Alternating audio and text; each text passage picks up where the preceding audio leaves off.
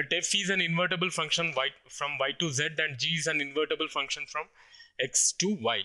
Then f circle g whole inverse is equivalent to which of the following? F circle g whole inverse is equal to g inverse circle f inverse.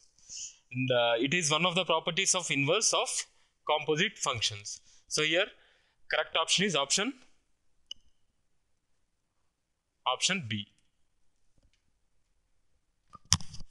If a fair coin is tossed 5 times, what is the probability of getting exactly 3 heads? Here the same coin is tossed 5 times. A probability of any event is nothing but probability of any event is equal to number of favorable cases by sample space, that is total number of possibilities.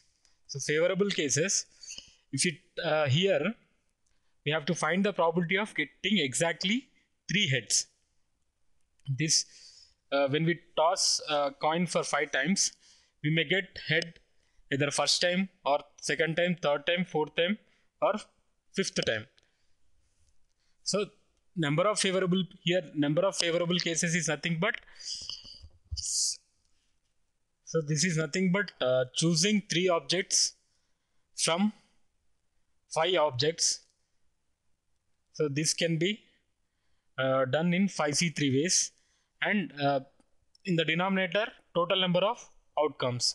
Here a coin is tossed 5 times, so here total number of outcomes is nothing but 2 power 5. So 5C3 divided by 2 power 5 is 32. 5C3 is nothing but 5C2 and 5C2 is nothing but 10. 10 by 32. So here correct option is option A. Isomorphism of a simple graph is option A reflexive, option B antisymmetric relation, option C symmetric, option D equivalence. If a graph is if graph A is isomorphic to graph B, then we can say graph B is also isomorphic to graph A. From that we can say that isomorphism is symmetric, and a graph is isomorphic to itself, so we can say isomorphism is reflexive.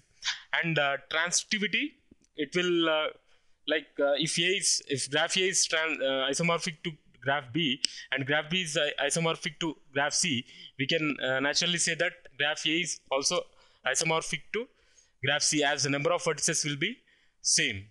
So we can say isomorphism of a simple graph is reflexive, symmetric and transitive. So from that we can say it is a equivalence relation. So here correct option is option D. For 365 base R is equal to 11000010, then find R. So we need to find out the R value. Here R indicates the radix. For example, if you take normally if you take the weight of any number, we used to get the equivalent decimal value. So first let us convert both of them into decimal.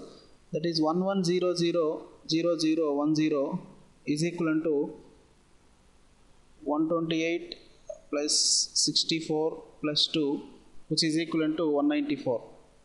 194 in the base 10. That is the decimal system. So this 365, if you consider the weight of this number, so it must be equal to 194 base 10, because both these numbers are equivalent to this. So this will be, for example, x is the radix is not known to you, for example, then it will be 3 into x square plus 6x plus 5 into x over 0 means 1, which is equal to 194. Then x value is 7. So base 7, option A is the right option. What is the required input condition A, B, C to make the output x is equal to 1 for the following logic diagram? So here the logic diagram is given with exclusive OR, exclusive NOR and AND gate. So this A, B, C are the inputs, X is the output. Here the condition is, if you want to make X value 1, what should be the A value, B value, C value? So here all these outputs from these gates are given to this as input for the AND gate. So X will become 1 only if all the inputs of the AND gate are 1. So that means the output from this exclusive OR gate should be 1. The output from B exclusive NOR C should be 1.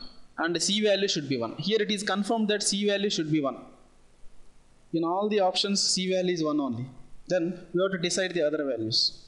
So here, if C is 1, if you want to make the exclusive NOR as output 1, normally exclusive NOR is an even function, exclusive OR is an odd function. Output is equal to 1 if odd number of inputs are 1s for the exclusive OR.